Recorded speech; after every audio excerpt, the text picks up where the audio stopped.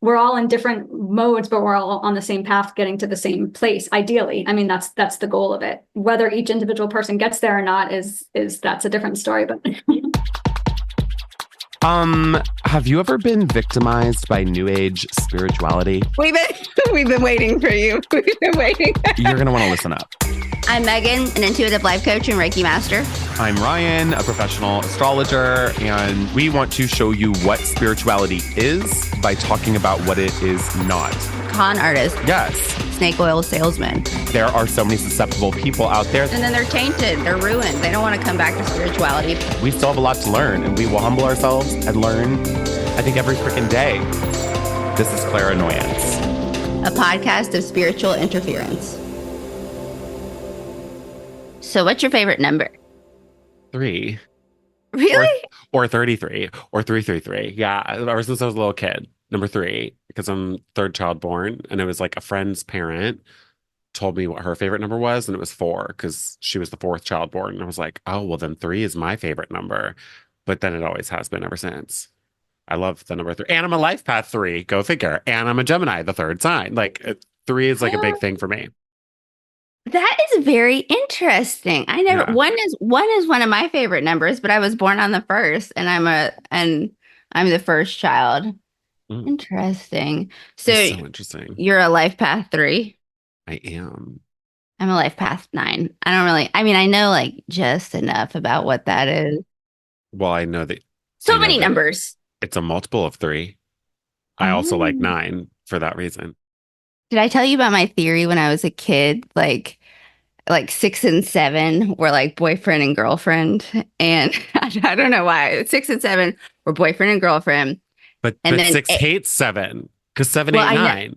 Well, but 6 and 7 were boyfriend, girlfriend, and 8 and 9 were husband and wife. But 9 was always like a little jealous of 6, but she was trying to like prepare her. I created this whole story out of like, I have no idea why, but like 9 was trying a little jealous of 6 and like was like trying to like be like, hey, like don't make the same mistakes I made, but 6 wouldn't listen.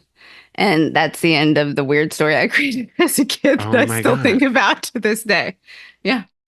Well, one of the only jokes I can ever remember off the top of my head that I think is fucking so funny, but nobody ever laughs anymore. It makes me so sad. I think it's so funny. Is what did the 0 say to the 8? I love this joke, and I have been telling this quality joke. This is a quality joke. Did I tell you this? Oh, okay. I heard it a long time ago, but we've never even talked about it. One of my friends told me this. Tell him. What is it? You know what? I'm gonna drop that when we introduce our guests. Let's just bring her in. Yeah. Shall we? So, and I want her to guess. Yeah. Oh, that is good. Guest, please introduce yourself. I'm Allie Barbera. I'm owner of Temini 112, and that's Temini like Gemini, but with a T. I'm a Taurus Gemini cusp. Ryan, I thought you might like that one. So I offer numerology readings, Akashic record readings, and tarot card readings. I'm based in Charleston, South Carolina, but I do virtual readings all over. And today we're talking about numerology, if you couldn't figure it out based on what we were discussing. Yeah, it's like I'm excited to dive into this because it's one of those like kind of like I feel like more prominent disciplines in the spiritual space. Like everybody comes across the idea of it, at least, whether you've had a reading or not. But we haven't really dived into it, so I'm really excited. Before we do, though, Allie, what did the 0 say to the 8? I don't know. I like your belt. It's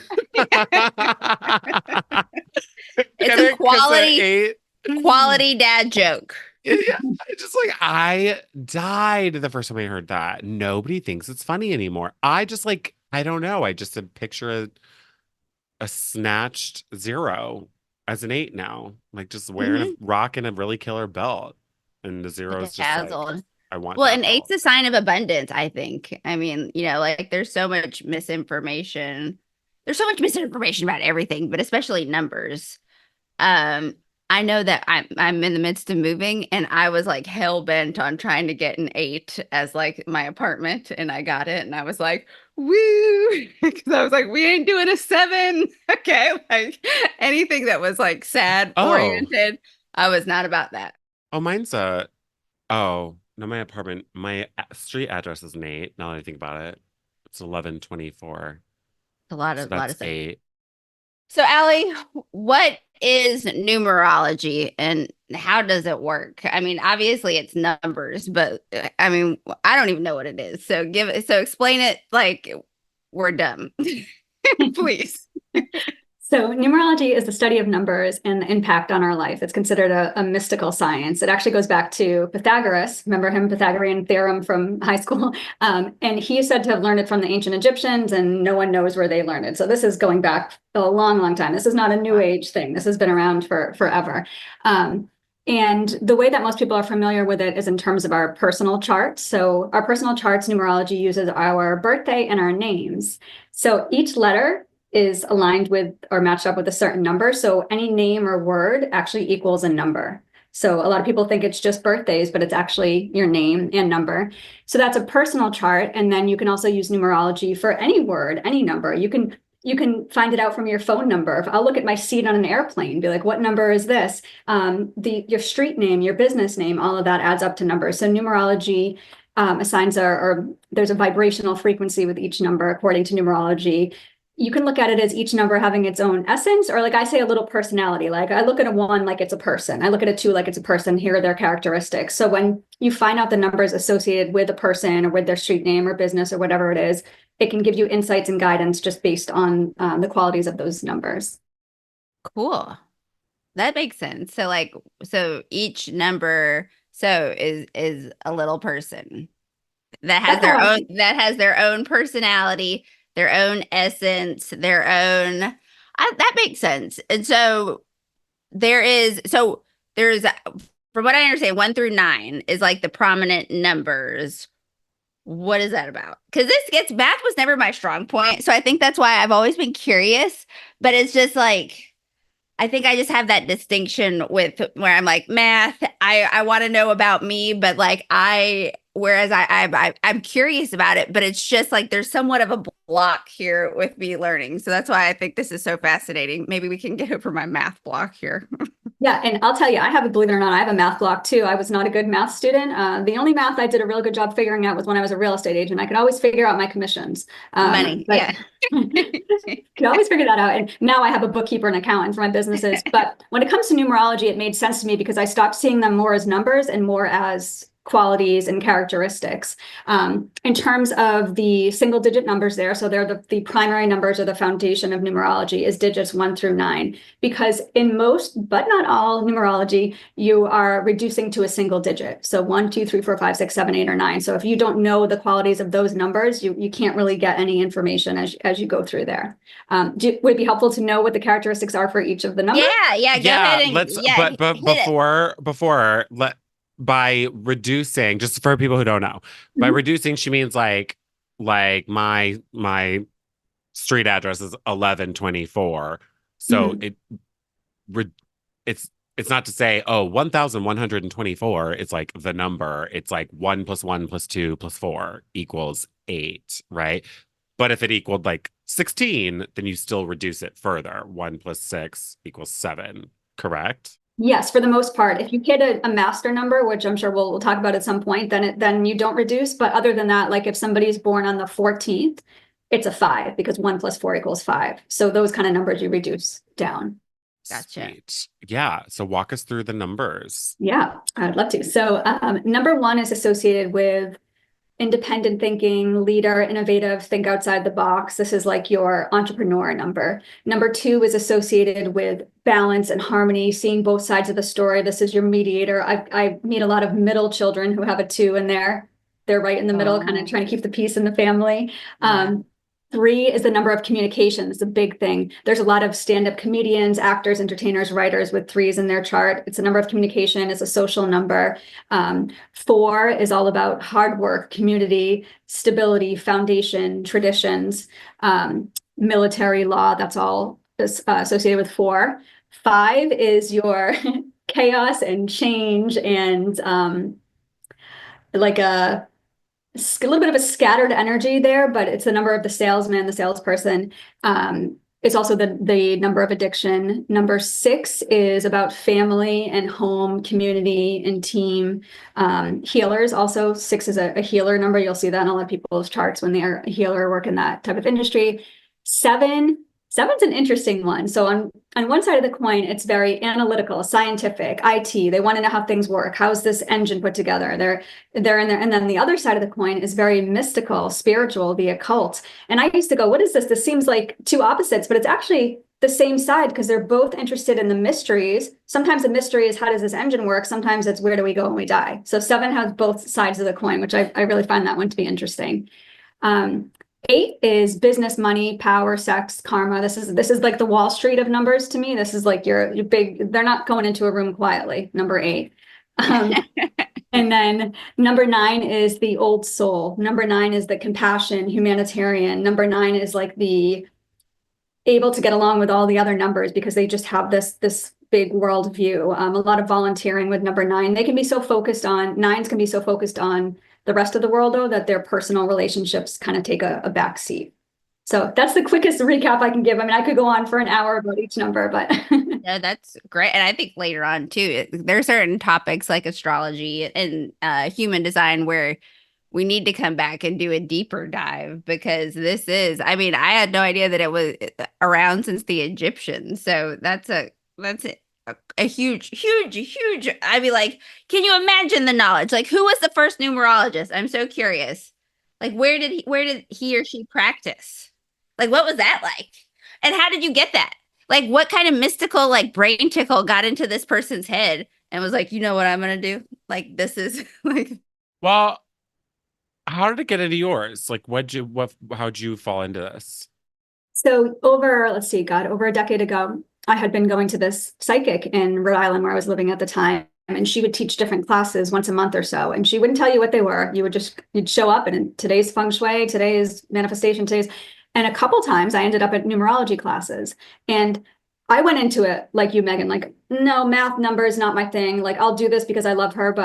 And then I got in there and I was like, oh, wow, this actually makes sense. And I started doing people's numbers around me. So I brought it home as like a party trick. Oh, let me see, what's your birthday? And then I started realizing the accuracy of it. And I'm like, hold on, this can actually be used to help people. This can be used for insight and guidance. It can be used for my own life. So then I took it more seriously. But at first it was just like kind of a cool, fun thing that I learned from somebody who I respected and I knew what they were talking about. And then I went off and studied more on my own, read, many books over the years and did a lot of practice with it. And then it just like, I can't imagine not knowing numerology now. If I meet you and you tell me your birthday right away, I can't not do it. You're just crunching. So numerology has essentially turned you into a calculator. Yeah. Which was just shocking to any math teacher I ever had. Side note, if you go check out Allie's Instagram, her dad with his fabulous mustache is on there and he is like, so she'll like do some interviews and he'll answer in such a boomer dad relatable manner. And I don't know him, but I love him. And like he's just, you can tell he's so proud of you. And he's like, initially I'm just along for the ride, but now he's actually enjoying his notoriety as where he's able. So go check out, and we'll plug all of your social media so people can see your dad and his fabulous mustache and numerology interpretations. So thank you. So what is a life path number? Because that's what most people like. Ryan, you said you're a 3. Mm-hmm. I'm a 9. Allie, what are you? A 1. Ooh, cool. So we're all divisible from one. We're all prime numbers. Yeah. So what is a life path, and what is it? What does it mean? How can you work with that? What's the deal? Yeah, so the life path number is one of our core numbers. It has to do with the lessons that we're meant to learn in this lifetime. So we're here to learn lessons. That's just part of it. I think a lot of different modalities can agree on that. So your life path number kind of uncovers that for you. So the lessons, they come up in terms of patterns, themes, opportunities, challenges that you see in your life over and over again. If you were to look at somebody else with a different life path number, you could kind of see the difference. Like, oh, they're not getting this. I keep getting this same type of situation over and over again. My sister's not getting that. My best friend's not getting that. To find your life path number, you add together your month, the day you were born, and the year. So like if someone's born on March 14th, 2000, March is the third month. So you add 3, 14, 1 plus 4 equals 5. So that would be 5. And then 2002 plus 0 plus 0 plus 0 is 2. So 3 plus 5 plus 2 equals 10. But now we've hit a double digit. So it's not a master number. So we've got to reduce it. 1 plus 0 equals 1. That person would have a 1 life path. I know it sounds a little confusing as I'm saying it out like that. There are life path calculators online. You can just plug in your birthday and they'll do the math for you. Which I recommend, especially if you have anxiety, because I'm always like, what if, like, what if I screwed it up? Yeah. So let's really quick, because I have a feeling we're going to come, before we get back into life numbers, let's talk master number really quick. And that, because we keep referencing it. So let's get that master number nonsense out of the way and then come back to the life path. What are master numbers? So master numbers have a higher vibrational frequency in numerology. And it's because of the repetitive numbers. So the master numbers that all numerologists will recognize, because there's always a few that have a few different things, but 11, 22, and 33. So 11, 1, 1, 22, 2, 2, 33, 3, 3. So it's the repetitive aspect of those numbers that give them a higher vibrational frequency. They're said, so people with a master number in their chart, especially in their core numbers, which are the main numbers that kind of are most influential in our life, have a great potential to make a really big impact on humanity, on the world. Really big potential. A doesn't always mean positive. You can have an impact on the world. Unfortunately, that's negative. But so that's just something to keep in mind. That's not a Debbie Downer statement, but the reality. Yeah, but like check yourself. Yeah. So like I wonder, like Stalin, Hitler, like were they rocking strong? The other thing is it's the potential. It's not a guarantee. Just because someone has a master number in their chart doesn't mean, oh my God, they're going to save the world or make an impact.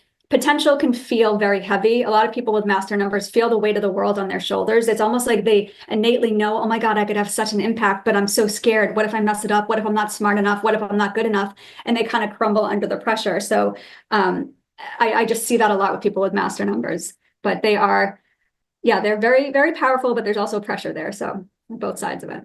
So what about 4, 4, or 5, 5? Is it just 1, 1, 2, 2, 3, 3? Those are...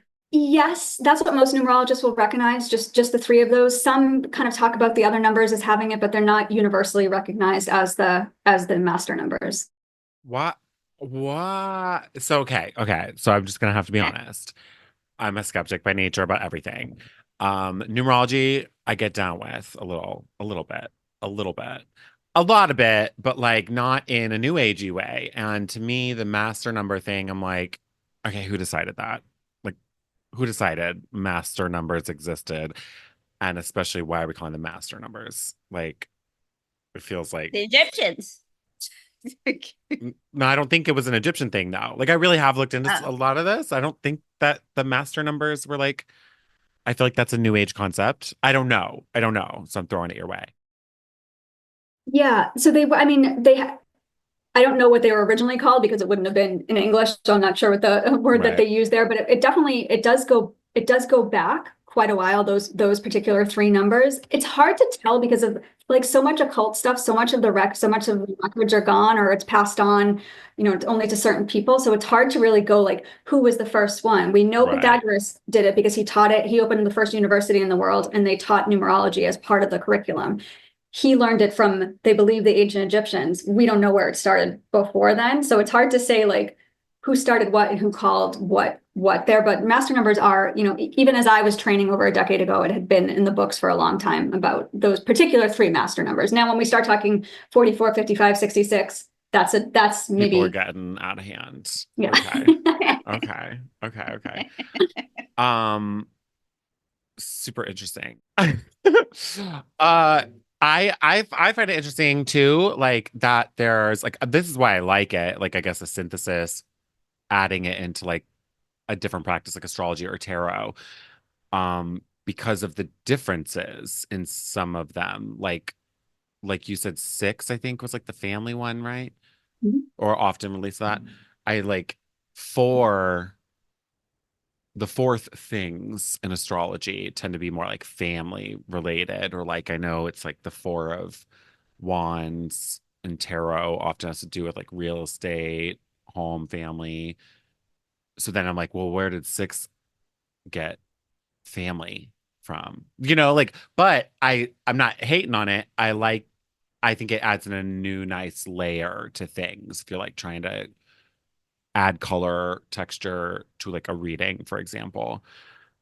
But I think it's interesting the like kind of differences there. But I mean, there's only nine at the end of the day, so it's like you gotta like throw all meanings into something at the Yeah. end of the day, And four is also a family number in numerology. Mm. Four is family tradition. And then six is like family, but more of Ah, the relationship between family members. And it can be family in terms of community and team as well. So it's more used of like on a community family, where four is like the home, the marriage, the tradition part of family. that makes sense because six is a multiple of three, and if three is the social one, go figure it's more about the relational side. See? Yeah. See? Okay, cool. Interesting. So we have our life path, and then there are all sorts. We have life path and then a personal year. So what is a personal year? So personal year number is each year in numerology, we're in either a 1 year, 2, 3, 4, 5, 6, 7, 8, or 9. We can only ever be in those. Once we finish a 9, we go back into 1, we repeat the cycle.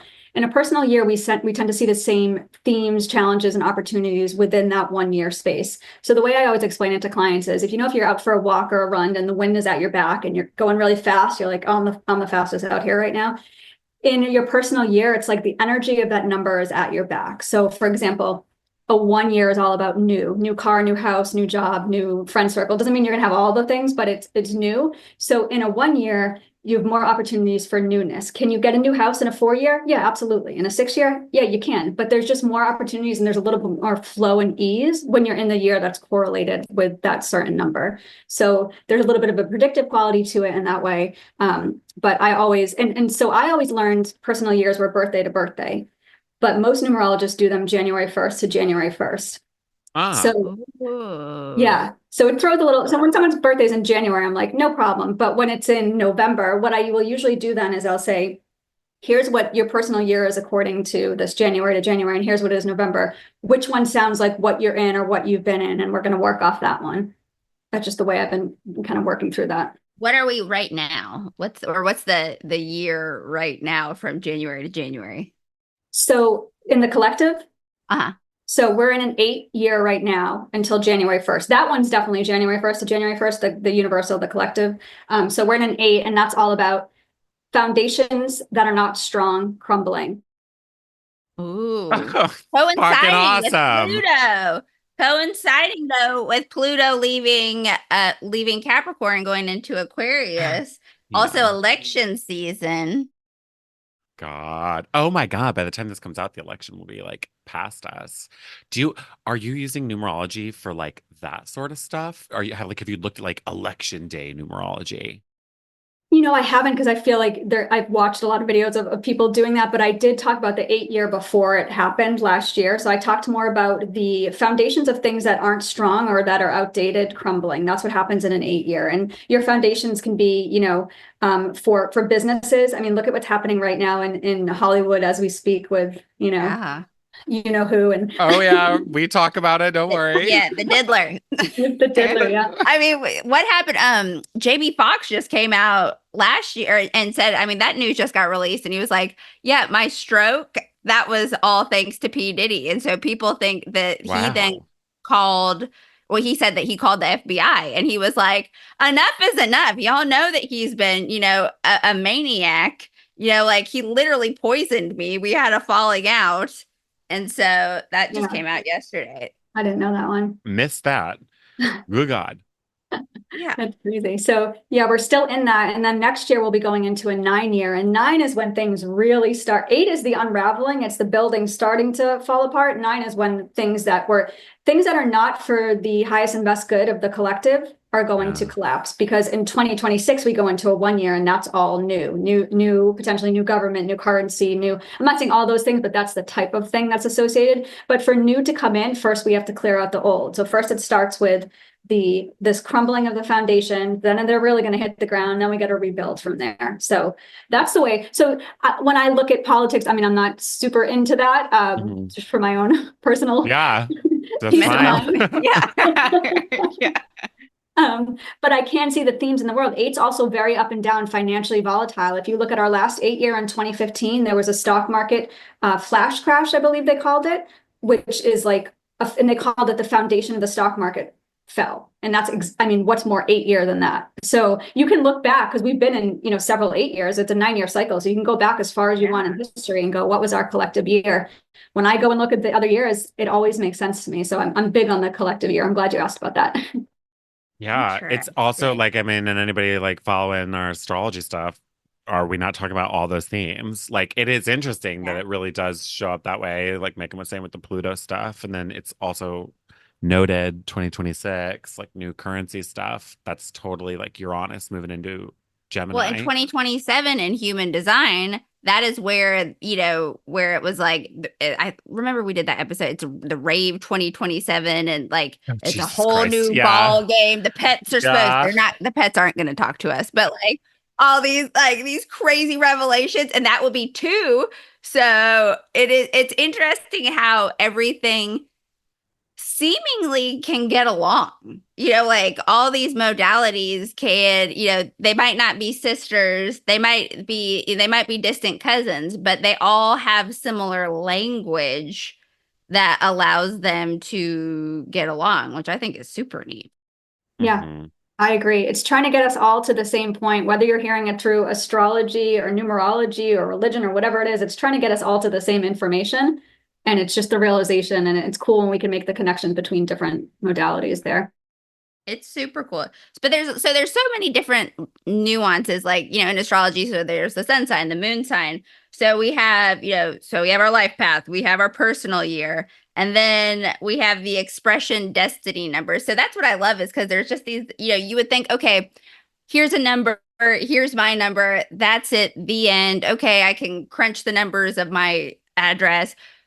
You would think that there would be not a lot of information to dissect in this, but that, in my research, doesn't seem to be the case. I was a little surprised as I was looking into this. I was like, what the heck is a expression destiny number, which is what I want to talk about next. What is that?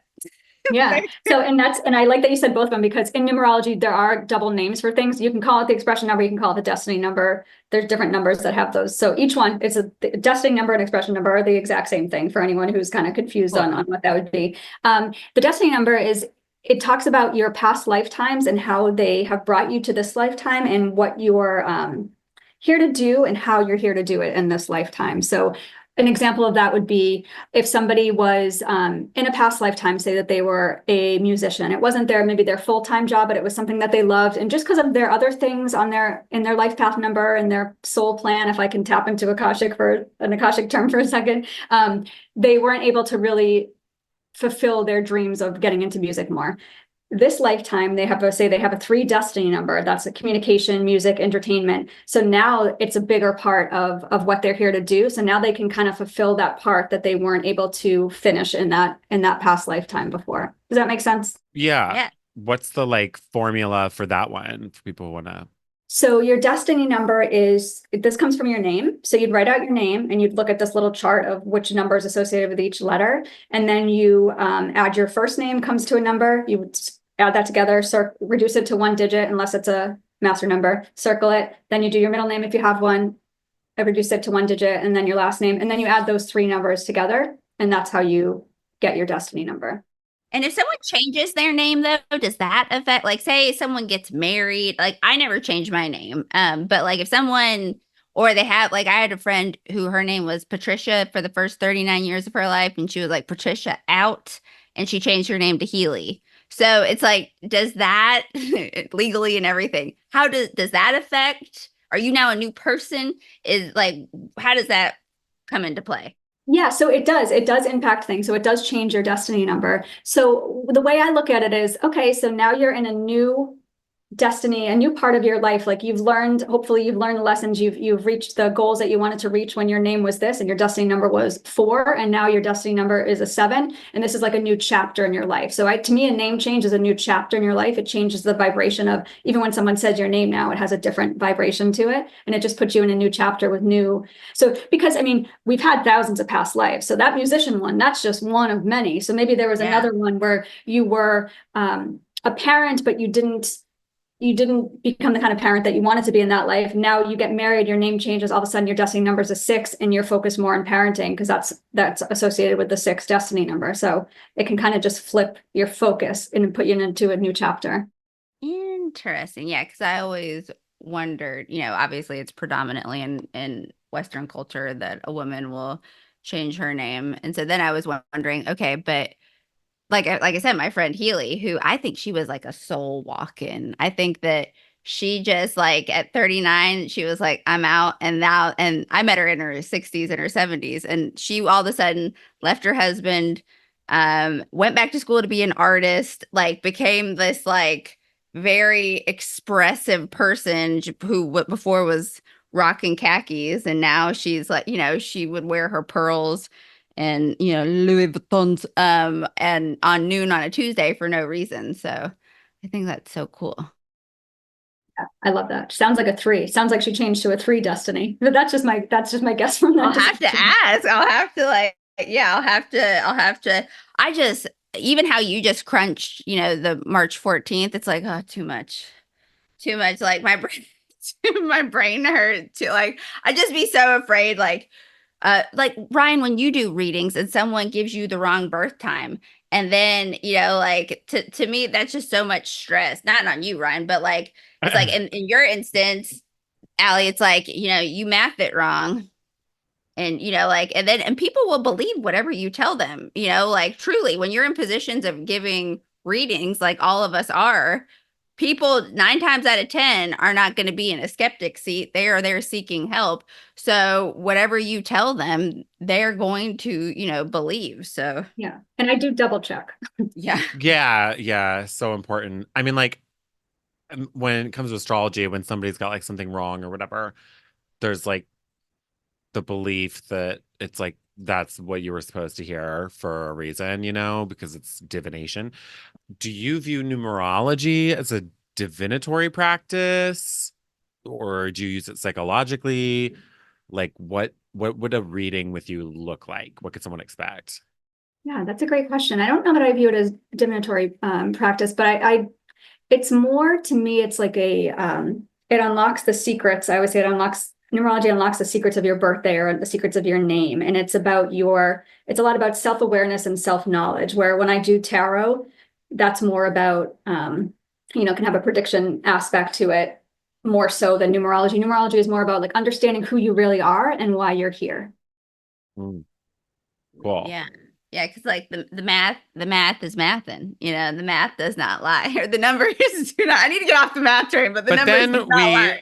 Well, and it's like, I mean, and like this is why like I love numbers too, because it is like it's got such an ancient history. I mean, math itself was like one of the first things to ever really come in to consciousness as like a discipline, and astrology right in tandem with it, and like numerology, I'm sure, is just unfolding from there. But it's like the recognition of numbers everywhere. I mean, you think of like computer code making all of this shit we're on right now work. It's just numbers. You know what I mean? Like that's like just 10101111. So it's like everywhere. And like the ways it shows up, like I'm a sacred geometry freak, and geometry is just like the like art of numbers. Like how would numbers kind of animate themselves in our physical reality? I think it's like beautiful to look at that shit. Okay, that said, knowing, what do you think of like number synchronicities, like people who see 333 all the time, and angel numbers? And angel numbers, like are these two complete different entities? I don't know if they're complete different entities, but in my training and in my studies, angel numbers didn't come up in any of the Uh-huh. kind of books or readings or teachings. So not that they didn't exist then, but you got to remember, we're going back to Pythagoras. I just don't think Yep. that What talking he about. went down with that. He went down with that. And that boom, boom, boom. Angel numbers, I verifiably a new age concept. And Hmm. that's where I think it really gets tricky when people are like, I constantly see the number 7,403, like all the time. I'm just constantly seeing that random number. And then they Google it to be like, what does it mean? And it's like, you're just now looking up at some meaning on some website that somebody threw up within the last 30 years since the internet's been around. What are you doing? Like, and now you're just like adopting someone else's random ass meaning. Mhm. What? Like, that's why I totally respect the like one 'Cause through even like nine. one, Like, one, one, one, that's a 4.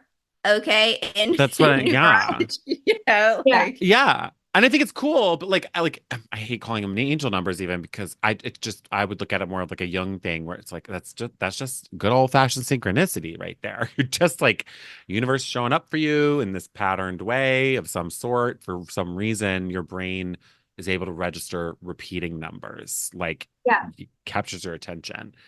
I'm I wanted to ask, knowing you didn't view it, I guess, as divinatory. It sounds like you're more like psychological approach, like soul, waking up the soul approach. Yeah, I'm all about the soul. I will say with the repeating numbers or numbers that people are seeing often, because people ask me this all the time as a numerologist, oh, I'm seeing this number. Yeah. And so what I say is like, first, ask me what the number means. So if you're seeing 333, ask me what 3 means. And like I talked about, communication is probably the biggest thing with 3. And then pay attention to what's happening, what you're thinking as you see that number. If you turn down the street and there's a license plate in front of you that says 333, what are you thinking about at that moment? Are you thinking about a conversation that you have to have that you don't really want to have? 3 wants you to communicate. So there's a message for you in that way. If you're seeing 555 all the time, there's a change that should be happening in your life. What are you thinking that's about? what I've been seeing lately. Yes. There you go. So it's like, Yeah. what's going on or what are you thinking about when so just kind of keep track. You could even just put it in the notes app in your phone. Okay, when I saw 555 today, I was doing this, I was thinking about this, and see if you can find a pattern and then see, okay, what is this? What does the 5 try to tell me? Change. What does the 1 try to tell me? Something new, a new idea, a new way of looking at something. 3 wants me to communicate. So that's more of the way that I would look at angel numbers. So again, I don't necessarily associate them with numerology, but I think that there is significance when we are seeing certain numbers a lot.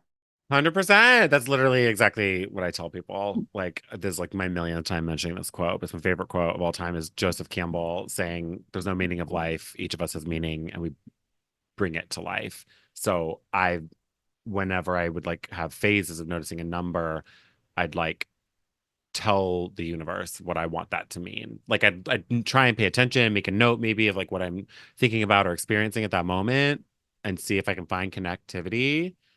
But otherwise I'm like, stop trying to like rattle my brain and be like, what does it mean? And instead just be like, this is what I'm making that mean. And I'd like give it an affirmation or something, and like program that number myself. I like having the agency over my life. Mhm.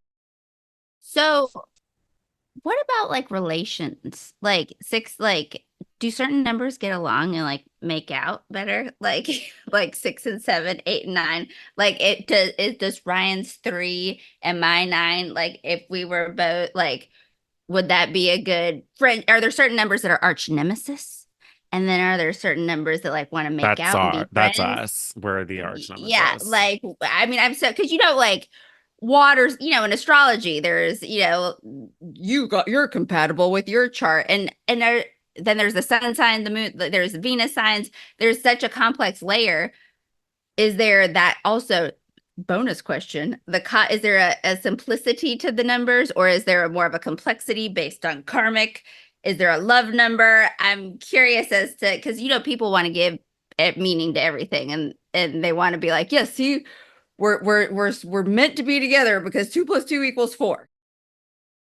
Yeah, and I do compatibility reports for this reason, because this is kind of a common question there. So there are numbers that I say play well with each other, and there are numbers that are a little bit more, their qualities. If they're people, they're two very opposite people, if you're going to look at it that way. But don't we learn our best lessons from things that are different, situations that are different, people that are different? So just because you don't have the same numbers as somebody doesn't mean there's not something there for you to learn. And also, like, some numbers, so say somebody's a 2 and their partner, business partner, romantic partner is also a 2.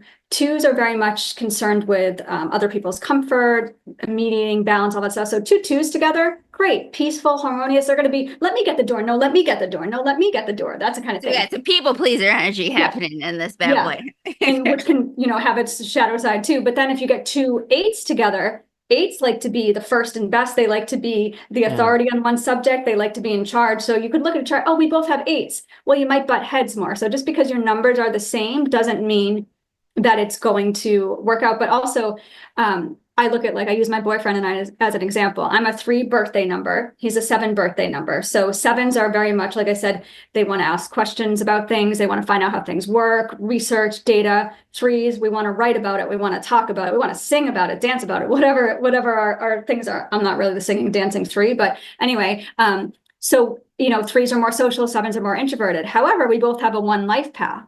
So we are both in this life to learn about independence. We're both in this life to learn about thinking outside of the box, being leaders. He's coming at it from a 7 perspective. He's asking questions. He's processing. I'm writing about it. I'm talking to anyone who will listen. We're on the same path. He might be in a car and I'm on a bike, but we're on the same path together. So there is that. Your numbers don't have to be the same placement in your chart. And sometimes it works better if they're not. Like, having a parent who has the birthday number and the child has a life path number, the parent innately knows the lessons that child is needing to learn. So there's all kinds of compatibility that can come within a chart. It's more than meets the eye of just, oh, here's the same numbers. We're good. Okay. Gotcha. Love that answer. And with your boyfriend having the opposite of the 7, though, you said was once they're asking questions, they intuitively get down with it. So, so then he's asking the questions. Once he believes it, then he's down with the process and, probably will then listen to you when you're trying to discuss something enthusiastically or give advice, at least hopefully. Yes, he is. He's very good at all of that. He has to listen a lot because I am a talker. And 3, I love it. Can't help it. I know, I love it. Is he into this stuff? Do you find relationship, not even just with him, but like friends, people in life? Like, how's that work for you when you tell people, like, I do numerology for a living? Yeah, it's interesting. There's all kinds of different reactions. He luckily has been very open to it. Before he met me, he'd never heard about, maybe he had heard numerology, but didn't know what it was. He certainly never heard Akashic records, had no experience with tarot. Now he's had readings and he has had, he can do his own numerology now. He can look at somebody's birthday and say, oh, this person is that.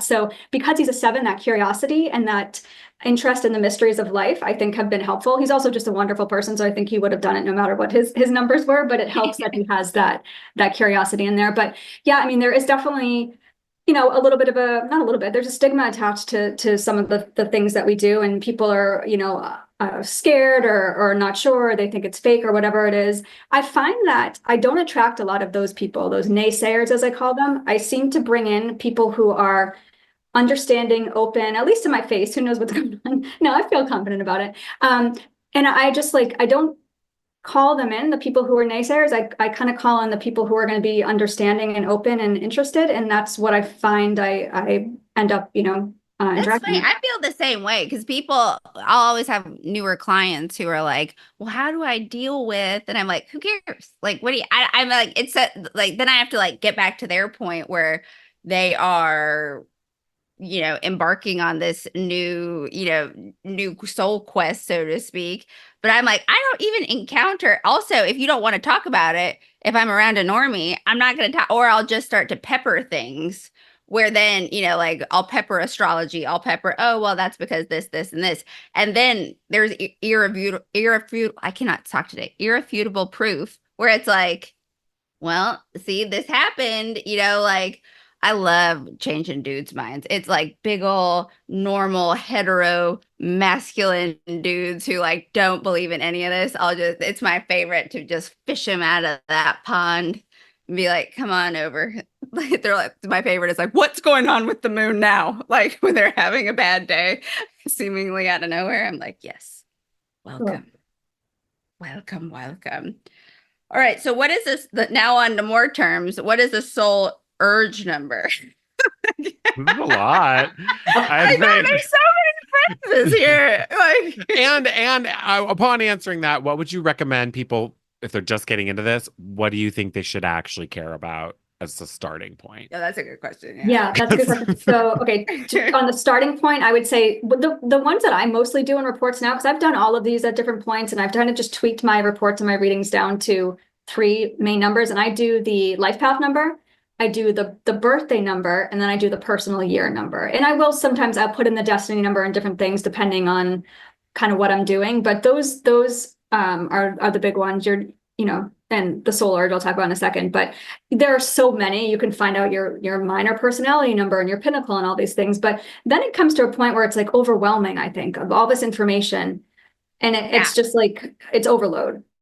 Kind of like in astrology, where it's like just like astrology. Where's your asteroid? It's like exactly. Yeah. Well, and yeah. and even how like I don't even often know what's happening in my own chart. Like I don't. It's not healthy to like be just like living your life day in and day out by like, oh my God, at 3:13 today, like this planet's gonna hit my moon natally, and like, what's gonna happen? Like, oh my God, I'm not living life then. It kills me. Yeah, I totally agree. Soul urge, is that what soul urge number? Yeah, so the soul urge, which is also called the heart's desire number, again, same thing, same exact thing. This comes from this is one that comes from your name, and it comes from the vowels in your name. So you add up first, middle if you have one, and last. What do you think is the purpose of that? Like why vowels? Vowels are important. Well, I mean, like I have my own theories. That's how I would like answer things. Well, I have like, Megan's like textbook knowledge here. I'm like, my theory of that would be like ancient shit, like where like mantras, like it's all about the vowels with that shit, like then the resonance there, I guess, like right, carry different tones or frequencies, vibrations, whatever. That would be my guess, but I think that's exactly what it is. I think, it's one of those things where they don't always tell us exactly why. Exactly, vowels are important. Just like Megan said, because vowels are important. You can't be not getting down with A-E-I-O-U. I mean, oh my God. Anyway. So yeah, but you guys you're onto something with that for sure. And they are like the soul of the word is the way I think of it. Like that, they say that you can read a word almost without the vowels. It's easier to read a word. So if you were to look at a word and take out the vowels, you can somehow read it. But then the vowels, to me, without that, there's no resonance. No character. No heart. No character. It's so no heart, freaking true. Yeah. Oh my God. Well, and it's like you're not like in singing. Like I'm one of the 3s that loves music. You don't sing a consonant, like it's not carrying anything. That it's the vowel, the consonant just becomes this like clipping point between the like, meaning.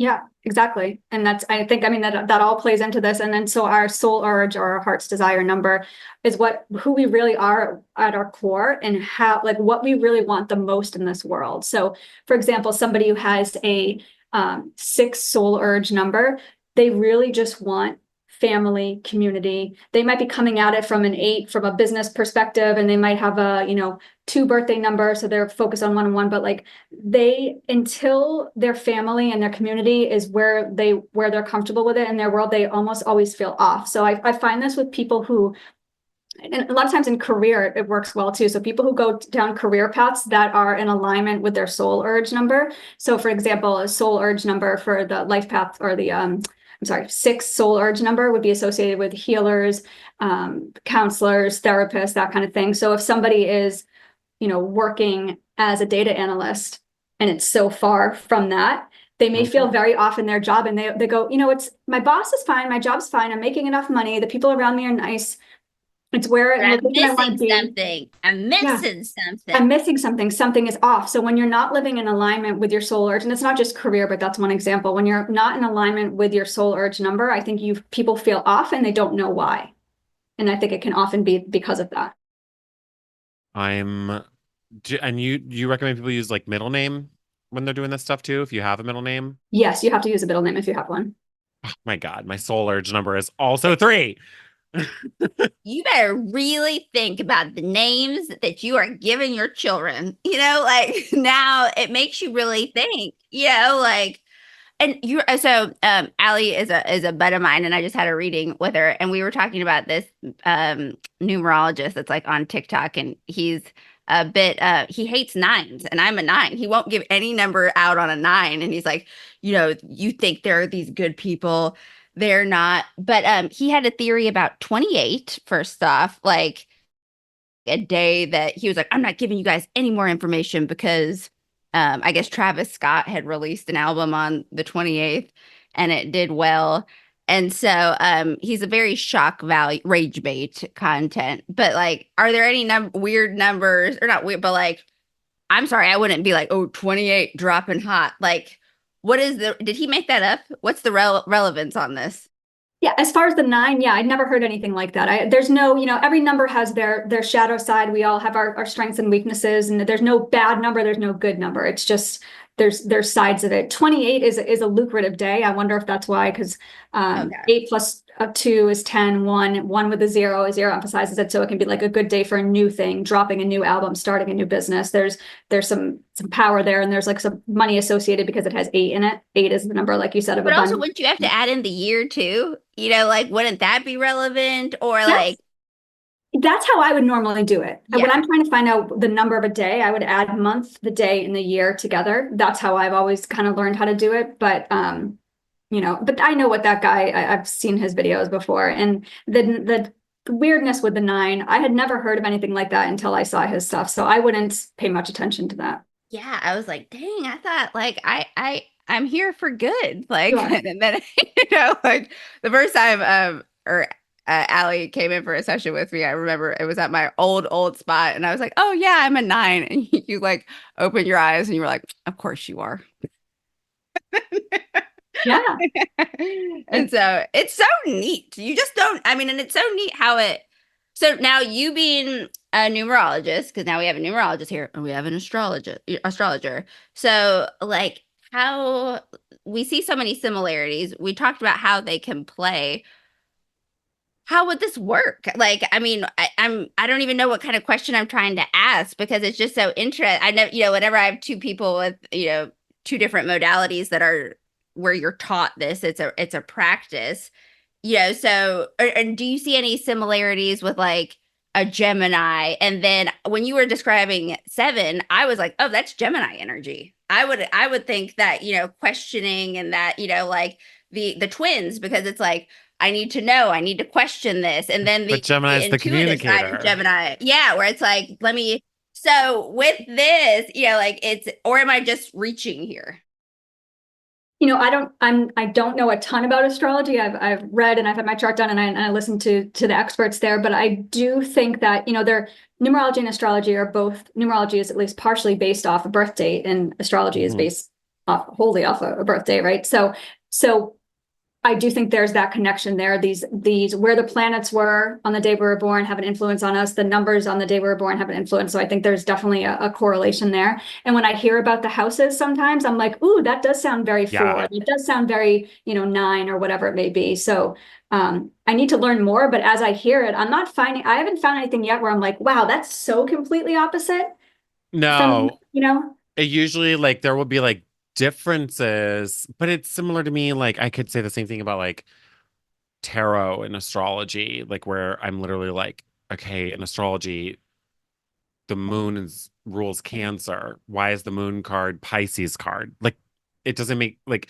there's differences there, but I understand, like I can interpret it differently. It's just a different way to like view things, I think, which And is why we is have different tarot the disciplines. common glue? Because here you are, astrologer, No. numerologist. I know, but like Oh, tarot is like this, then like this glue or not, or this bridge piece where everyone can chat. Because Miley read cards too. I think cards are like the gateway drug into spirituality. To be honest, I I don't know. I wouldn't call tarot the glue. Well, I don't know. I feel like the glue of it is like, I don't know, for me, like it's just like an art of synthesizing things once you understand it all. Like you can layer in new meaning onto stuff. Like sometimes because I have people's birth info, I'll like make a note. I know like how to add life paths. That's just like kind of the main one I'll always use. So, or like personal year. Uh, so I can easily throw that in to someone if I'm doing like their solar return reading or like figure out like what year they're in basically or like what their life path is. Or the only other time I will actually use it in place of astrology is if somebody's like, I have like three planets at 22 degrees of different signs in my chart. Like, is there a meaning to 22, you know? And like, there's in astrology, there's like degree theory where every degree is ruled by a certain sign. I, I don't give any credence to that. Like, that is like a weird thing, but I will be like, okay, you're interested in that you have three 22s showing up in your chart. What could that mean? You know? And so I'll like say, I'll break it down like, okay, well, 22 is a four number. So like you can look at the number four in numerology and maybe there's something going on there. And I would prefer to use numerology in a degree sense like that. If that might not make sense unless you No, that understand makes astrology, sense I to guess. me. Okay, Yeah. okay. Yeah. And I do that too with my with tarot and numerology a little bit because I know enough to know sun sign, moon sign, rising. So I will sometimes ask that. I probably don't know as much about it as you know about numerology, but um, I do think they all work together, but also like there are so many influences. And I tell people when I do numerology, I my reports I find to be 90 to 95% accurate, but I say there are other things that have an impact. Your astrology, your birth order, your environment. There are things that are going to make some of these factors not make sense for you because there are stronger influences elsewhere. A lot of them are going to be the same thing no matter what. But I think that there are different ways of looking at things, but I think they can be woven in together for sure. Mhm. Yeah. What ticks you off? Like, is there anything about numerology that just like cheeves you, just burns your biscuits, where you're like, what's this? Like, or practitioners in this space where you're Yeah. on social media and you're like, you like that dude who's just who has clearly got heartbroken by a nine and then swore off nines. He's got a huge following and he charges like $700. Shocker, dude. Like, welcome to TikTok, right? And Yeah. fucking this Yeah. world. Ugh, hate And it. that's exactly it, though. Like about numerology itself, no, nothing. It all makes sense to me, and I know how accurate it is and how helpful it is. But people who give false information, people who give these scare Yeah. tactics, the clickbait, that kind of thing, I don't appreciate that in any industry that I work in because I have some other businesses outside of this, and I just don't like false information being given, and especially to people when people are coming to astrologers, to numerologists, to tarot card readers, they're coming from a vulnerable place. They're looking for help. They're looking for guidance, and to take advantage of that is so Mhm. wrong. And so that Mhm. would drive me crazy. And that's not just relegated to numerologists, but anyone in our field who does that kind of thing.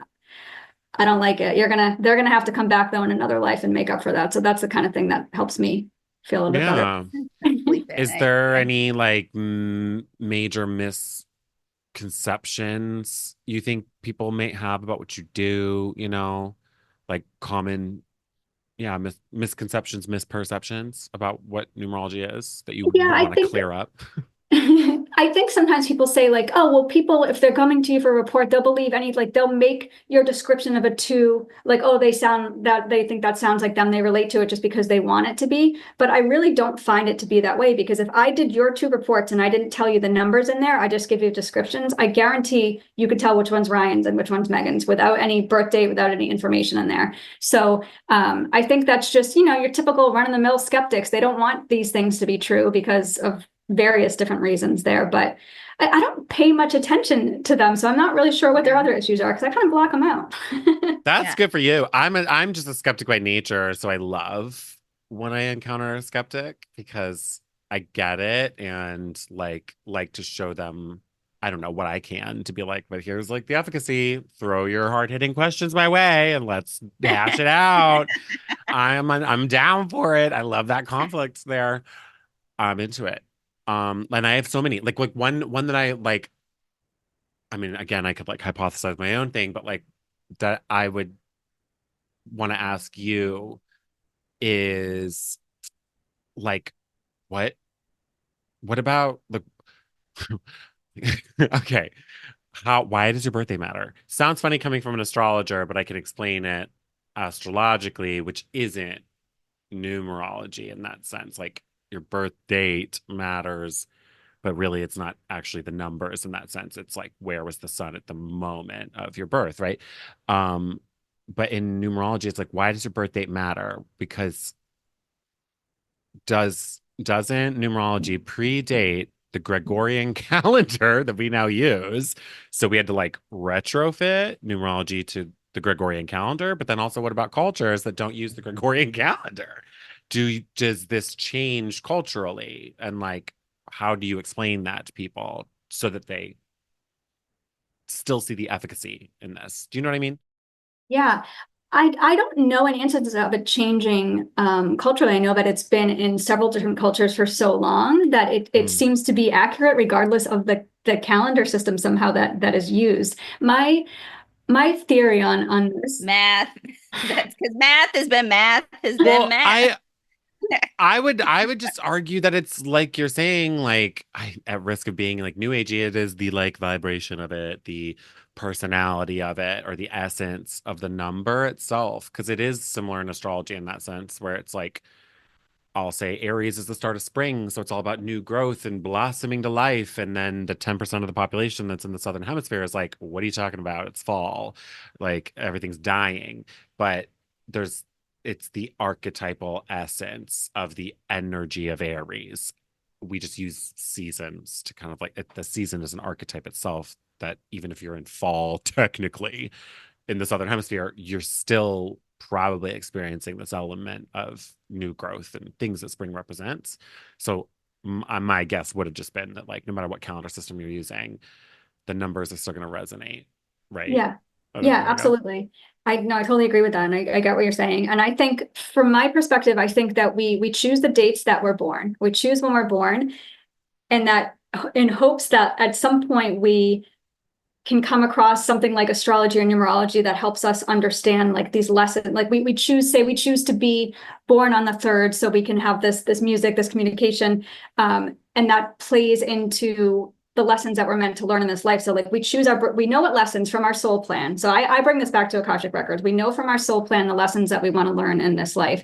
Then we go, how can I best learn these lessons? Well, if I'm a 3, and if I'm an Aries sun, I don't really know what that means completely, but I'm just throwing in an astrology example, then that will help these themes and this energy be in my life more so I can help learn those lessons. Does that make sense? This is just my own that notes. Aries sun is going to have the confidence to go rat-a-tat-tat, ting-a-ting-ting, and sing. So Yeah. And I think like I don't know, like because I wasn't a math kid either. That was like the class I did the worst at. Honest to God, I passed it because I brought the teacher donuts. I shit you not. So I yeah, was and never a but math world kid either. quality donuts because of your face. You Yeah, have I the know. I quality know. They were donuts. quality donuts. They were requested. I didn't bribe him. He asked. So I was like, yes, sir. Pass me, please. Um, no, but like I feel like I don't know. I don't yes, now I'm interested in math and numbers because of astrology. But I got into astrology because of these archetypes and it's like, I don't know, it opened up this whole really cool world where I got to use my brain in a new way and see things differently. But it wasn't number based. But now I love numbers through it because you learn the math of it. Uh, I feel like people will just draw to things naturally. I don't know. Like that's why some people read tea leaves and they get something out of that and they just see the world in a way. I don't know, somehow. But your brain goes to numerology, which is interesting, especially not as a math person, but I don't inherently find like it's not like you're doing calculus over here. Like, it's not like numerology is not that kind of math. So I don't know. I think your brain probably also just is attracted to the energies and it just happens to work through that language of numerology, I guess. Yeah. Yeah, I don't know. Just prefer astrology. It's just what has caught my soul, you know? Yeah. It's interesting. And I Yeah. don't feel like there is right or wrong in that. No, I think it's whatever you're drawn to, and it can change too. Like I was just numerology when I started my business, and then I added tarot, and then I added Akashic because I could see I had been studying them for a while, taking classes and all that, but I was like, I can see how this could be helpful to people too, and it's within the same realm.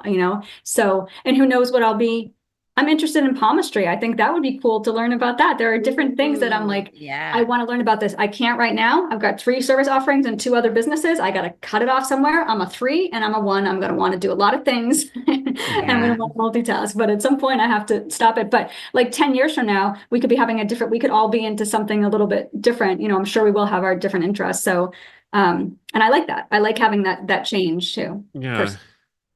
Do you want to, like, another way that I think this is just like the one example I will use a lot in like connecting, I don't know, showing the power of numbers, like for me, the efficacy of it and how you can use numerology and the way I think it does relate to astrology. 108. Random, but it's a big number that shows up through many disciplines in weird ways, like even like the distance from the earth to the sun is 108 times that of the sun's diameter, like whatever. But 108 is like this very ancient and respected number that many religions use in repetitive motion. And then more specifically for especially like Vedic traditions, Hinduism, Buddhism, they have mantras that they'll recite to planets. And so 108 is Saturn's number. And Saturn is like, so they'll literally, and they've got beads like that they just kind of count. It's 108 beads on this necklace or whatever. And they just say the mantra 108 times. It is grueling. I literally did this. I recommend it to everybody that's going through their Saturn return is learning this one like Saturn mantra and counting. I counted beans, but like doing it every day for 108 days while you're going through your thing. Grueling, long, and it's Saturn, which is hard lessons, difficult.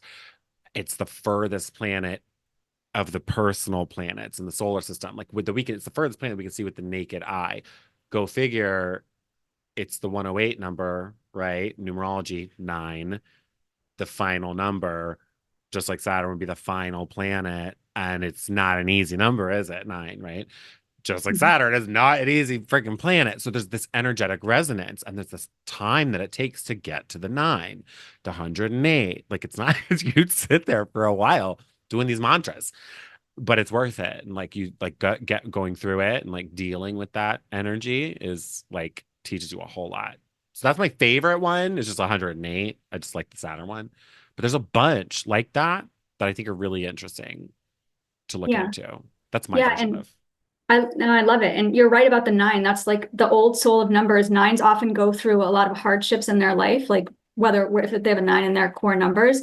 So it kind of fits in with what you're saying. But I also look at it as 1 and 8 too. So 8 is a number of karma. 8 is a number of self. And 1 is the first number of all. You've got the first number. And then at the end, it adds to the last number, like 1 plus 8. So I see a bunch of different numbers. It's like as a retired makeup artist, I can't look at a color and just see pink. I see a blue base. I see that like you can't see all the other things. So I look at the 1 in that number. I look at the 8, the karma, the kind of Saturn, planet of karma. Yep. And then the one of like the 8 is about this. 8 is the number of the self, but the 1 is the number of independence. So there's that like it's your own journey too. Like there's that message to me. If I see that number, it's like, this is something you have to do for yourself. You have to repeat these mantras. No one else can do it for you, right? On those That's literally what Saturn teaches you. You have to, it's a planet of isolation and solitude. You got to go through this all by yourself. Yeah. Yeah. It's wild. It's all tied in there. Like when I say they, I'm like, whatever you want to call it, spirit, whatever you want to call it, it's all trying to get us to the same information. And they're like, here, we'll give you numerology, we'll give you astrology, we'll give you these religions. Get the picture here, everyone. Exactly. And like rule of 3, 3 is like in astrology, like when something kind of shows up 3 times or in 3 different ways, or like there's a theme that can present itself, like a theme of learning independence can show up in many ways. But if it's showing up at the same time in 3 different ways, that's how you know first and this is a theme, you need to bring this up. So in my mind, it'd be like, okay, like this is just another overlapping theme. Like I could see something 108 related in someone's birth chart, right? Like related to those themes. But you then numerologically could like pull up like, oh, you were born on the 18th, like the 9 of that, but the 1 and the 8 of that.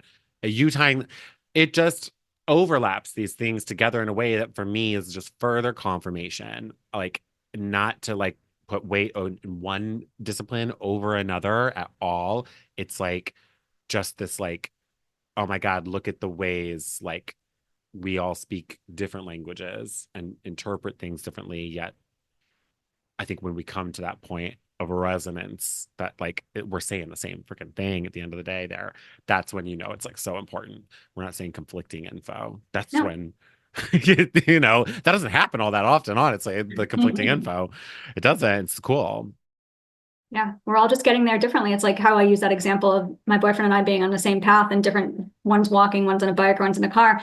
We're all in different modes, but we're all on the same path, getting to the same place, ideally. I mean, that's the goal of it. Whether each individual person gets there or not is that's a different story. Up But to you. And that's why and every one of these modalities, everything requires action, because you can have all the potential in the world, but if you're not willing to move your ass, then you know nothing's going to happen. Especially we're on Earth, people, you know, like, so it is so cool to see how things, you know, how everything is intertwined at the end of the day, and the similarities, because you know that, you know, Big Daddy P of numerology was not necessarily you know, like getting down, or maybe he was getting down with astrology, who knows, but He was. just the way everybody samples with it from everything, it's just so neat.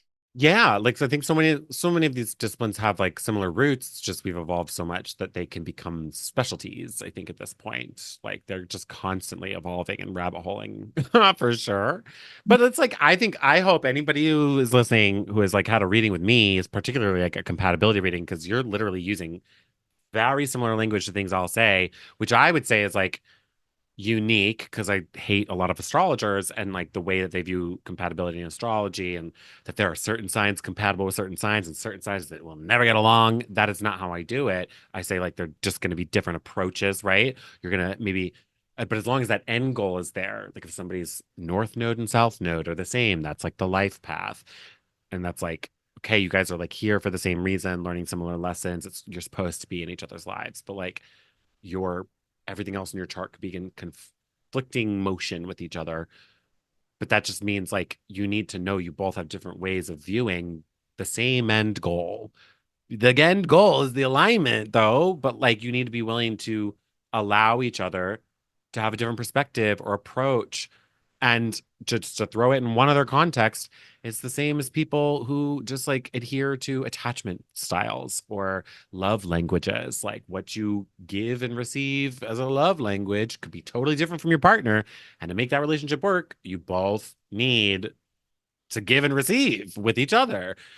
And they're not always the same, you know, but like the end goal there is like we want the relationship to work. We do love each other. We want to please each other and be pleased or whatever, right? So it's just putting it in different contexts. And like some people are going to want the love language book, like, you know, not me, but like, you know, they're saying the same thing. And You're, I was I'm impressed. I'm impressed. I'm not gonna lie. Thank you. I just wanted to add one thing to that, if I could. Like sometimes our lesson is how to get along with somebody who's opposite us. So maybe the whole point of our relationship with somebody in our soul plan and their soul plan and our soul contract together is how do we make this work when we are seemingly so opposite on every surface level thing? How do we make this?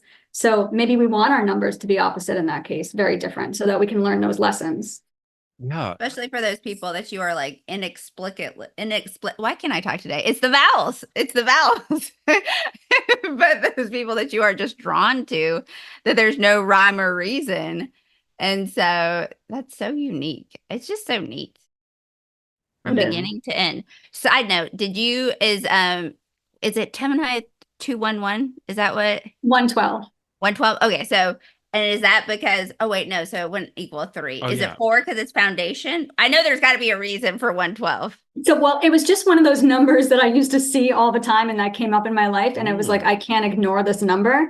It adds up to 4, and 4 is my destiny number.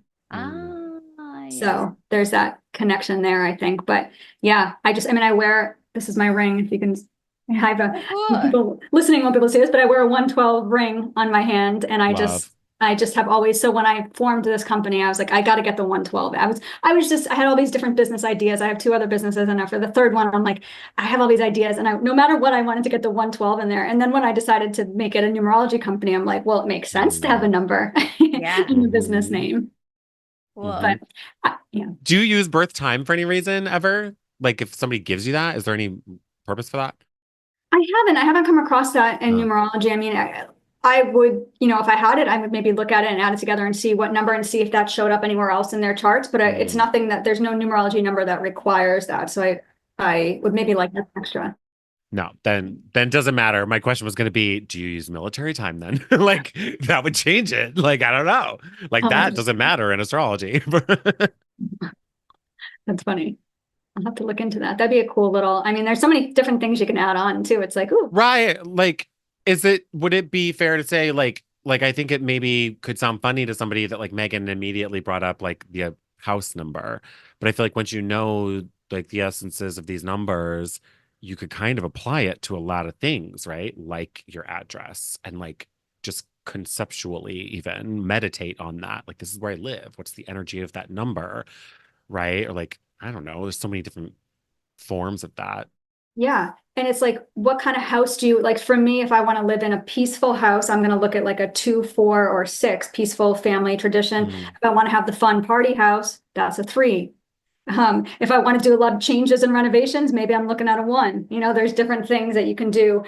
I don't take it as far as that, like in terms of when I'm making my choices. I mean, it's so hard to find a house anyway. I'm like, if this one works for me, I'm going to take it in these kind of markets right now. But of course, yeah, I do look at it and just think about that. For me, I'm more interested in like I kind of believe houses have souls and their own energy. So I'm a little bit more tapped into that in that particular way. But numerology can definitely be a tool that people can use if they're deciding between a couple houses and they're all kind of equal in their mind. Well, what number lines up with the kind of energy you want in your house?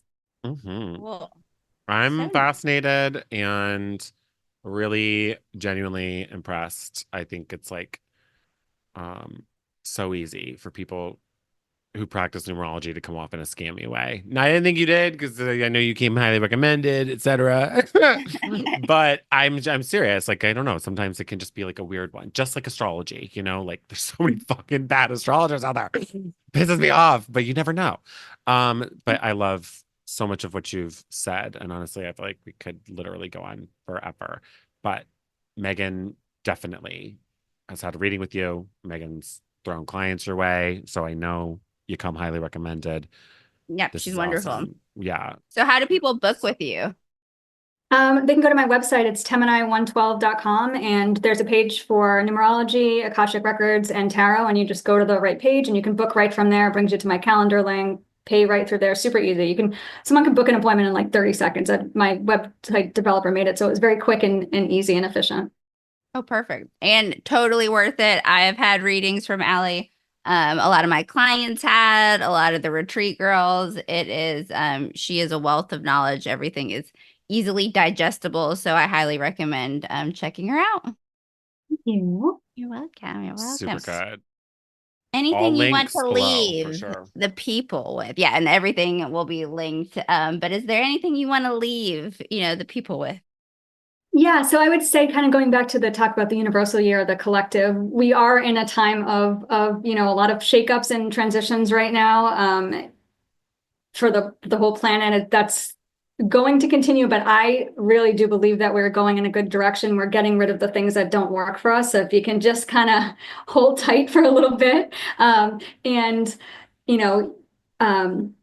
just not let it get you down in that way. And know that if you do a numerology report, or if you know your own numbers, you can have your own approach to the things that are going on with the collective too. The collective, of course, affects us, but we have our own personal year and our own numbers too that impact us more in that way. But yeah, there's a lot of talk out there about that. Yeah. Not to like keep throwing questions your way, but can you, knowing that next year is maybe a more difficult one, right? 9. Can you then also add like the month to it and then get like a flavor within the 9? Like January is going to be a 1, I guess. Yeah. December then would be another 3 or something. Yeah, you could definitely do that, because I do feel like the months have been, I mean, if I look at this past year, the months all felt very, very different, and maybe because we're Yeah. more aware of it as we go on. And even each day, it depends how detailed you want to get into it. But yeah, you can definitely like that. But the 9 year is all about things letting go. So people who have trouble of letting things go in the collective, it's trickier for them. But people who are like, you know what, I know this is better, things are coming, I'm ready to let go in that way, I think next year will be easier. I don't want to say it's going to be a hard year or an easy year, because it really just depends on what's going on in your personal life and stuff too. But collectively, expect things a little bit more crumbling, but for newer, better things to come in. Yes, if you get a new couch, you've got to get rid of the old couch. I mean, like, that's the easiest way. You're not going to couch stack. So let things go, people. And I like that you didn't fear monger, because everywhere you go, it's like, it's going down. I'm like, is this the sign that I'm getting older? That like everyone is just frustrated with the youth, or with how everything is going. And I'm like, no guys, I don't want to be around this stodgy energy. Like, you are acting like an old fuddy-duddy. Like, get with the fucking program, it's going to be great. Or I'm not going to be around you, because this is miserable. Like, life is hard. Luckily, we get to choose a lot of times. This 9 is out of here. Okay. So I'm so into it. Do you do like horoscopes or any like regular content like that, like social media? Are you posting stuff? I know Megan said you have videos with your dad. I didn't know if there's like horoscopes in numerology. Like, do you do them for like the numbers? Numiscopes. Yeah. I will talk about the collective year, like as we're going into a 9 year. I'll do a video in December talking about, because I did it last year in December for the 8 year. So I'll do something like that. At one point, I was mixing tarot and numerology together and doing like, okay, here's your reading for birthday and life path number ones in May and that kind of thing, which I might revisit at some point. But when I did the universal year for the collective last year, that was a very popular one. People were really interested in that. I actually ended up breaking it down and doing some mini videos about each different theme. Okay, love. Okay, then you have your marching orders. Go click all the links, go follow, go book. Learn some shit about your number. It's beautiful. Learn something new. Yeah. I love it. Thank you so much. Thank you for having me. This was so much fun. I really I could do this all day. I know, same. Well, honestly.